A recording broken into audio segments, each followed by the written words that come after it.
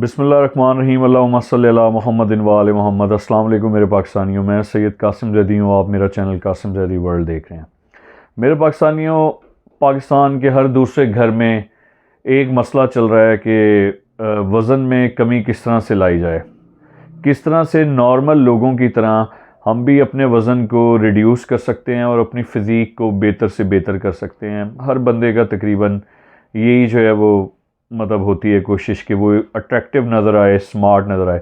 अच्छा मेरे पाकिस्तानियों, इस टॉपिक के बारे में मैं सर्च कर रहा था यूट्यूब पे, और ये टॉपिक जो है मैंने लिखा हाउ टू वेट रिड्यूस, कि वज़न में कमी किस तरह से की जाए। ये टॉपिक टॉप ट्रेंडिंग में था यूट्यूब पे, और इस टॉपिक के ऊपर डिफरेंट डाइटिशियंस ने, डॉक्टर्स ने और भी कई लोगों ने जो है वो इसके ऊपर रोशनी डाली हुई थी।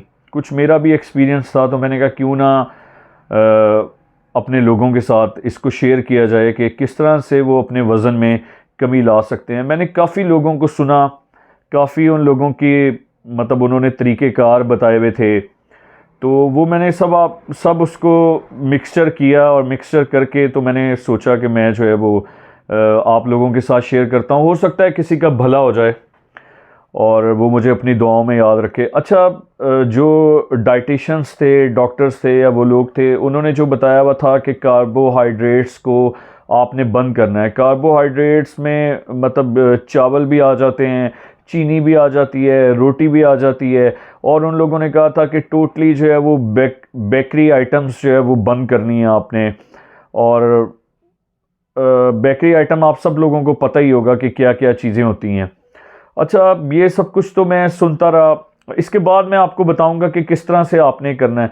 लेकिन जो मैं एक नतीजे पे ये पहुंचा कि मतलब अगर आप रोटी बंद कर देंगे, चावल बंद कर देंगे, चीनी को बंद कर देंगे और बेकरी आइटम्स बंद कर देंगे, और मतलब बाकी जो चीज़ें होती हैं जो वेट को मतलब इंक्रीज़ करती हैं, मतलब तली हुई चीज़ें जो होती हैं, तो लेकिन मैंने जो उन सब की बातें सुनी, मुझ में मेरे अंदर एक सवाल मतलब आया कि सवाल वो ये था कि आप 15 डेज़ 20 डेज़ अपना अपना स्टेमिना होता है ना, अपनी अपनी कैपेसिटी आप कह लें होती है, कि किस तरह से आपने चीनी बंद कर दी, आपने रोटी बंद कर दी, आपने बेकरी आइटम्स बंद कर दिए, आपने जो तली हुई चीज़ें हैं वो बंद कर दी, मतलब शॉर्मे, पिज़्ज़ा, बर्गर, ये सब कुछ, और भी बाकी जो चिकनाई वाली चीज़ें होती हैं वो बंद कर दी।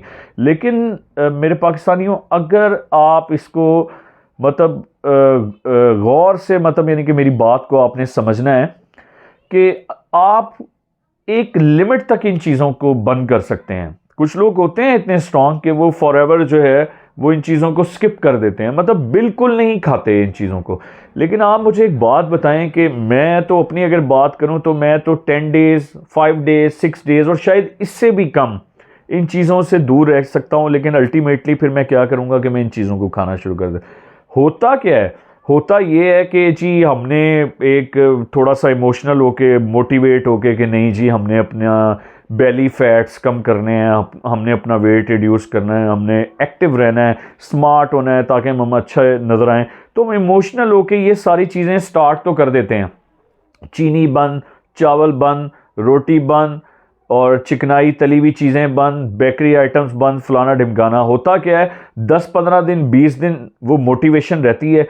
उसके बाद क्या होता है? उसके बाद ये होता है कि यार हमें क्रेविंग स्टार्ट हो जाती है, और वो इतनी हैवी लेवल पे क्रेविंग स्टार्ट होती है कि जिस तरह हम पहले इस्तेमाल कर रहे होते थे इन चीज़ों का, तो हम जो है इन चीज़ों का इस्तेमाल ज़्यादा करना शुरू कर देते हैं। मतलब 20 दिन स्टॉप किया, 20 दिन के बाद क्रेविंग का लेवल इतना बढ़ गया, इतना बढ़ गया, इतना बढ़ गया कि समझ नहीं आ रही कि नहीं भाई मैं तो खा के ही छोड़ूंगा।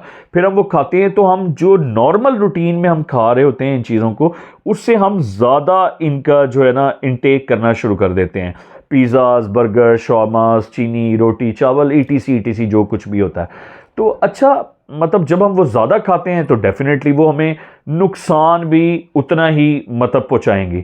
इसका तरीकाकार मेरे पाकिस्तानियों ये है कि आपने इनका जो भी आप YouTube पे देखें, कोई डाइटिशियन, कोई डॉक्टर, आपने मतलब उनको फॉलो करें, लेकिन मेरी एक बात को आपने ज़रूर याद रखना है, इन सब चीज़ों को आपने अपने डाइट प्लान से बिल्कुल भी स्किप नहीं करना। आपने इनका इस्तेमाल थोड़ा कर देना है, मतलब कम मिकदार में इस्तेमाल कर लेना है। कम मिकदार में इस्तेमाल करने से ये होगा, मतलब वीक में 2 टाइम्स आप अपने वीक में प्लान कर लें कि मैंने 2 टाइम्स जो है, मतलब पूरे वीक में, या 1 डे कर लें कि यार मैंने बर्गर भी ले लेना है, मैंने शॉर्मा भी खा लेना है, मैंने पिज़्ज़ा भी खा लेना है थोड़ी मिकदार में, मैंने चीनी भी ले लेनी है चाय के अंदर, दूध के अंदर, या जिन जिन चीज़ों में हम इस्तेमाल करते हैं, ठीक है। और बाकी जो भी चीज़ें हैं, मतलब रोटी का, चावल का थोड़ा इस्तेमाल करना है कम मिकदार में। ये अगर आप मुकम्मल छोड़ देंगे तो ये मेरे से आप लिखवा लें, कहीं पे भी रिटर्न फॉर्म में ले लें कि आपसे इस तरह से मैनेज नहीं होगा। क्रेविंग एक टाइम ऐसा आएगा कि क्रेविंग इतनी इंक्रीज होगी कि आपको दोबारा इन चीज़ों को लेना पड़ेगा, और फिर जब आप इन दोबारा चीज़ों को लेंगे तो आपका जो है वो ज़्यादा नुकसान होगा फ़ायदा होने के बजाय। अच्छा, मेडिकल साइंस क्या कहती है कि कुछ, मैं डॉक्टर से बात कर रहा था, मैंने आपको पहले भी अपने व्लॉग्स में बताया हुआ है कि मैं उनके साथ इन टच रहता हूं क्योंकि मैं एक फार्मास्यूटिकल कंपनी में होता हूं। तो उन्होंने बताया कि इसका वेट रिड्यूस में कुछ मेडिसिन्स भी इस्तेमाल होती हैं कि अगर आप वो लेंगे तो उससे भी आप अपना वज़न जो है वो कम कर सकते हैं। उसमें फिरोसन्स एक बहुत मतलब नॉन फार्मास्यूटिकल कंपनी है, वो ऑर्लिस बनाती है और उसकी फॉर्मुलेशन है ऑर्ली स्टैट, और वो 120 mg में है और 30 की पैकिंग है, और राउंड अबाउट पाकिस्तान में उसकी जो प्राइस है वो 50 to 55 रुपीज़ पर टैब है, ठीक है। और इसी तरह एक फार्मीवो कंपनी है, वो और स्लिम के नाम से इस टैबलेट को बनाती है, वो भी राउंड अबाउट इतनी होगी, इससे कम ज़्यादा 5-10 रुपये हो सकती है, ज़्यादा नहीं। लेकिन अब मैं कैलकुलेट कर रहा था कि वो 110 रुपये डेली मतलब कॉस्ट पड़ती है पेशेंट को, सुबह भी शाम, क्योंकि ये 2 टाइम खाई जाती है, और इसका इस्तेमाल कोई 4 to 5 मंथ्स करना पड़ता है, तो तब इसके कुछ रिज़ल्ट्स आते हैं। लेकिन इसके साथ भी परहेज़ रखेंगे तो रिज़ल्ट आएगी। नॉर्मल रूटीन में कि 100-110 रुपये जो है वो आम बंदे के लिए अफोर्ड करना, इतना मैं नहीं समझता कि पाकिस्तान में जो भी मामलात वगैरह हैं कि 110 रुपये 120 रुपये डेली बेसिस पे बंदा जो है वो ये वज़न रिड्यूस करने के लिए टैबलेट खाए। कुछ लोग खा भी सकते होंगे, लेकिन आम रूटीन में मैं जनरली आपको बता रहा हूँ कि नहीं लोग ले सकते। तो एक तो इसका मेडिकली ये हल है। दूसरा मैं आपको बताऊँगा कि आपको अपना पानी का जो इंटेक है, मतलब पानी को आपने ज़्यादा से ज़्यादा इस्तेमाल करना है। आप कोशिश करें 2 लीटर 3 लीटर पी सकते हैं तो पिएं। पानी जो है वो आपके लिए काफ़ी ज़्यादा करामत साबित होगा आपके वेट रिड्यूस को। और इस पानी को लेते हुए आपने कोशिश कर लेनी है सुबह में और दोपहर में जो आप पानी ले रहे हैं उनको आपने ज़रा गर्म करके तब ले लेना है। पानी को थोड़ा सा कुनकुना करके तब आप पिएं, इंशाअल्लाह लज़ीज़ वो अल्लाह ने चाहा तो आपके लिए जो है वो बड़ा करामत साबित होगा। तीसरा जो है वो आपने अपनी रोज़मर्रा की ज़िंदगी में जो है वो कोशिश करें कि सैलड, जो सलाद होता है उसका ज़्यादा से ज़्यादा, सब्ज़ियों का जो हम सलाद वगैरह बनाते हैं, ज़्यादा से ज़्यादा इस्तेमाल करें। दोपहर में, शाम में, और जिस वक्त भी आपके पास टाइम हो आप उसको ले सकते हैं। और सबसे जो मेन मैं आपको चीज़ बताने लगा हूँ, जो सबसे ज़्यादा फ़र्क डालेगी आपकी मोटापे को, वो सिर्फ आपकी वॉक है। आप जितनी ज़्यादा वॉक करेंगे वो उतना ही ज़्यादा आपके लिए इफ़ेक्टिव होगी। परहेज़ आप करें, चिकनाई वाली चीज़ों को बिल्कुल स्किप करें। जिस तरह मैंने आपको बताया 1 और 2 डेज़ आप इस तरह से डिसाइड कर लें, 1 और 2 डेज़ कि मैं कम मिकदार में जो है वो चिकनाई वाली चीज़ें, जो जिस तरह जंक फूड वगैरह है, वो बंदा कोई नहीं रह सकता तो वो लेना ही लेना है, तो वो आप ज़रूर लें, बिल्कुल भी उसको स्किप ना करें। और साथ आपने जो है वो अपनी वॉक के ऊपर बहुत ज़्यादा जो है वो तवज्जो देनी है। वॉक करें, एक्सरसाइजेस करें, यही आपके पेट को रिड्यूस कर सकती है। बाकी इसके अलावा ये चिया फूड्स जो चल रही हैं मार्केट में, ये खा लूँगी वेट रिड्यूस हो जाएगा, इस तरह से कुछ नहीं होने वाला। और कुछ लोगों को उसका टेस्ट पसंद आता है, कुछ लोगों को उसका टेस्ट बिल्कुल भी पसंद नहीं आता। तो इस तरह की फ्रॉड चीज़ें, इन चीज़ों से जो है वो बिल्कुल बचें। और इन चीज़ों से भी बचें कि डाइटिशियंस वो आपको, मेल को चाहिए होती है 1900 या 19,000 कैलोरीज, फीमेल को चाहिए। यार कौन आजकल के इतने बिजी दौर में जो है वो कैलोरीज वगैरह अपनी पूरी कर रहा होता है? मुझे तो नहीं लगता कि कोई कर रहा होता है, ठीक है ना, या कोई देख रहा होता है। इसका मेन यही है कि आप वॉक करें, अपने टाइम में से टाइम निकालें, आधा घंटा 1 घंटा आपने वॉक करनी है, एक्सरसाइज करनी है टिका के।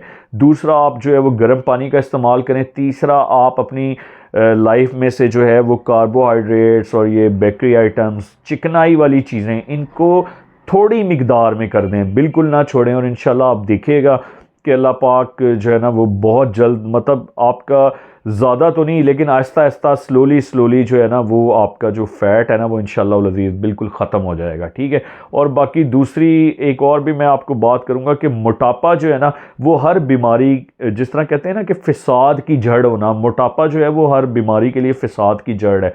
आपका वेट जितना ज़्यादा इंक्रीज़ होगा आप उतना ज़्यादा ही दिल के मसलों में और ये शुगर के प्रॉब्लम्स जो होते हैं और ब्लड प्रेशर के जो प्रॉब्लम्स होते हैं वो मेनली इस फैट के ज़रिए जो है ना वो इंक्रीज़ हो रहे होते हैं। तो अपने आप को फ़िट रखें और जो जिस तरह से मैंने आपको बताया है इन चीज़ों का इस्तेमाल करें। अल्लाह पाक जो है वो आपका हामी व नासिर हो। अल्लाह पाक आपको लंबी ज़िंदगी दे, सेहत और तंदुरुस्ती के साथ, और कोई गम ना दे सिवाय गम हुसैन अलैहिस्सलाम की। अपना बहुत ज़्यादा ख्याल रखें।